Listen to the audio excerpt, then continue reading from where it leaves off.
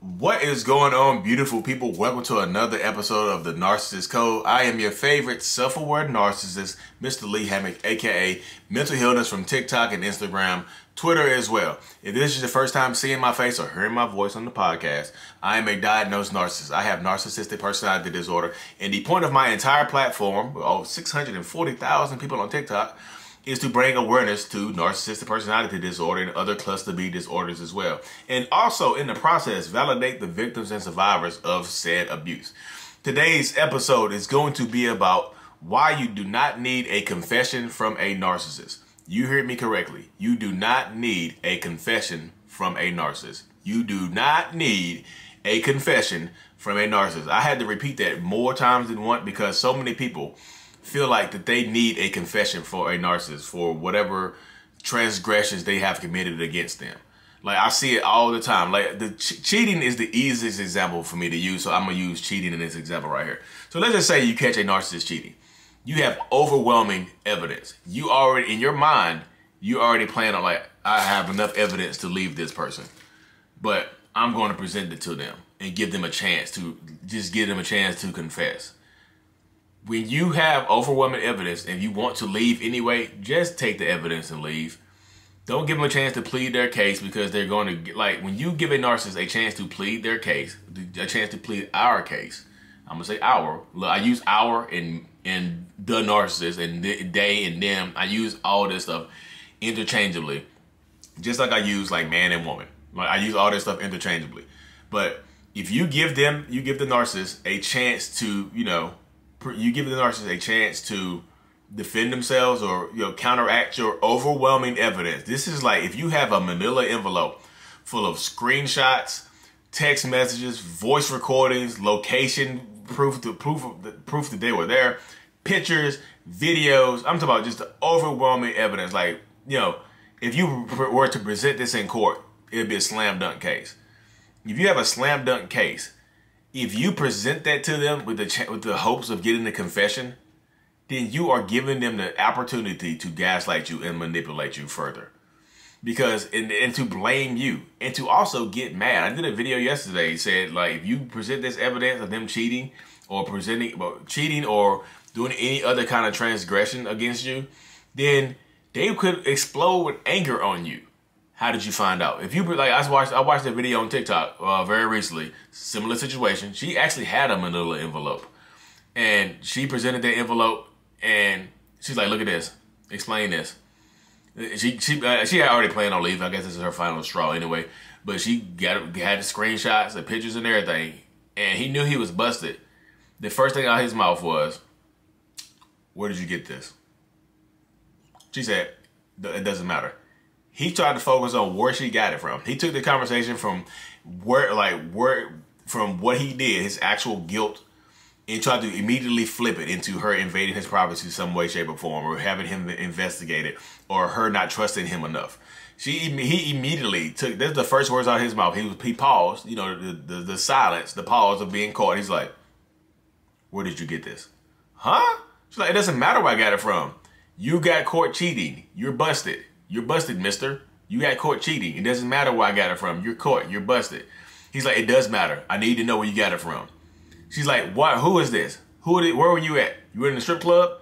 Where did you get this from? And when he noticed that wasn't working, he immediately tried to switch the topic to, he was tired from work. I'm late. It's late. I'm at home. Like, it's late. Why are you bringing up? I had a long day at work. I did not want to come home to this. She persisted. Told him to get out. Like, in that situation, she said, just get out. Get your stuff and get out. There's no explanation needed. She had already made her mind up. But if you, like, you see how he immediately tried to blame shift and gaslight her immediately. Like, where'd you get this? You don't trust me.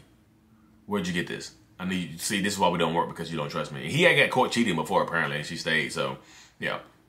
But in that situation right there, she had the envelope. She stayed the course, and she didn't give him a chance. She pretty much didn't give him a chance to speak, because the only words he could get out was, where'd you get this?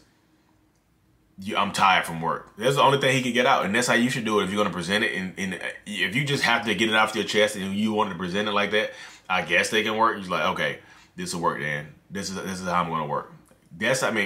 I'm going to kick him out regardless, or kick her out regardless. I'm just going to present it. I'm not going to give him a chance to speak. I'm just let him know I got it and let him know why I'm doing this. But if you want to leave, but you just like, I just need a confession just to make sure. You don't let I know I have all this evidence, but I just need a confession just to make sure. You've already lost. That's all I needed to hear. Because just to make sure, the fact that, in my mind, the fact that you're presenting it to me gives me the opportunity to gaslight you. I'm a pause. He's like, what did you, like, in that situation right there, if she presented the envelope to me, I was just like, hey, I would have went along with it. Like, where'd you get this?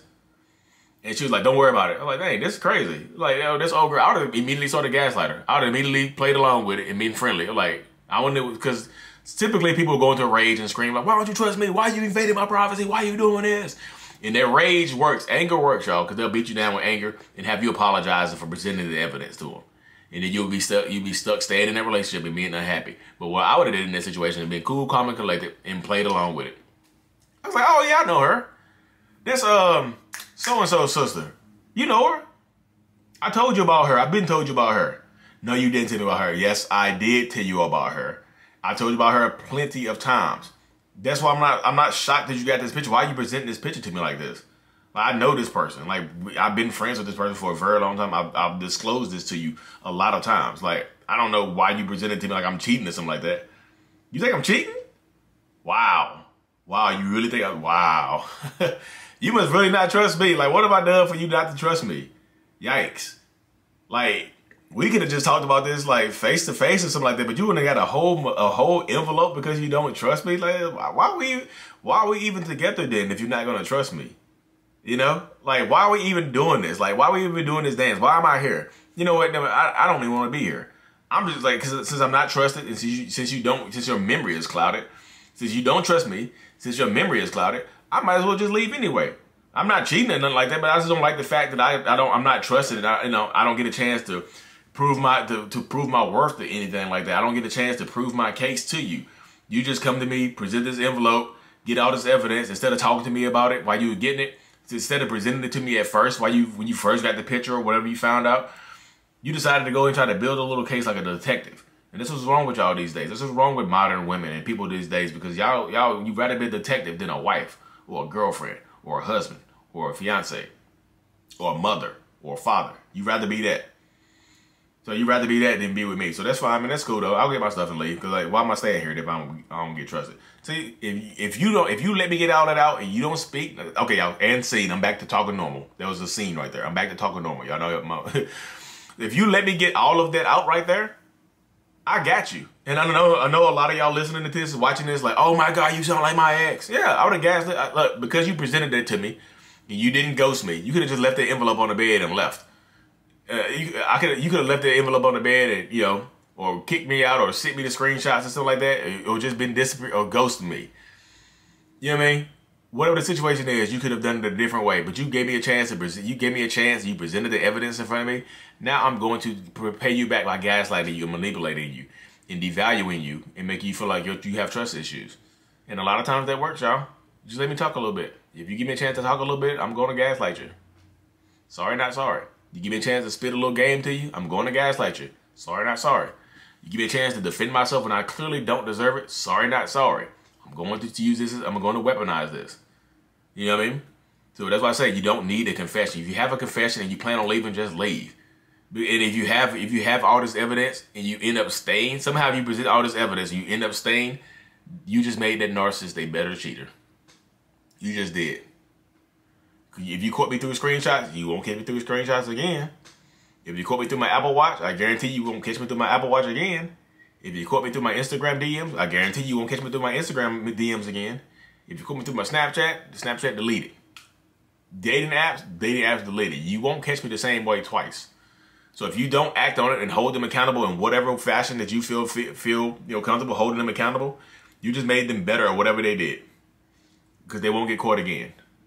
Or they'll beat you down so much mentally that you be scared to check that phone again. Like, I don't even want to go through the phone again, because we're happy unless I go through that phone.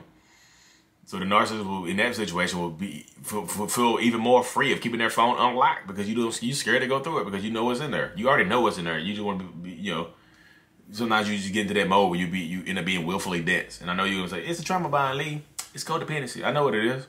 But if you can acknowledge it, you can break it. I've always said that. If you can acknowledge the trauma bond, you have the ability to break it. You have acknowledging the trauma bond is a blessing, because that means you know it exists and you know you can take the proper steps in breaking it. That's step one, acknowledging it. Acknowledging that it exists, and then you can break it. The people who don't know it exists and can't understand why they keep going back, those are the people that that are really, really into it, and those are the people that feel like they're literally crazy. You know what I mean? But yeah, if you have evidence, take it and act on it. Because if you stay there with that evidence after presenting it, you just made them a better cheater or whatever. And in a narcissist's brain, you just enabled the behavior, and now you are a co-conspirator, and now everything is okay. Don't ever bring it up again. Because if you choose to stay after this, don't ever bring this situation up again. You don't have the right to. You just don't. Don't ever bring it up again. Because now we're done. Ever. I mean, ever either, y'all. But anyways, y'all, it's Thursday night. Gotta click off of this thing. I love y'all so much. Thank y'all so much for the support and all the other good stuff. I really appreciate it. If you haven't already, like and subscribe to the channel. If you listening to this on Apple Music or Apple Podcasts, whatever, Spotify, hit that 5 stars for me. Give me some ratings. I got like 80 ratings right now. I want to get to 100. I want to get to 100 ratings, 105 stars. Thank y'all so much. It's truly appreciated. I appreciate the love and support. Like I said, as much as y'all learn from me, I learn from y'all. So keep leaving the comments and whatnot, or what you want to hear next. I truly appreciate y'all. Thank y'all. Mental Illness is out again, y'all.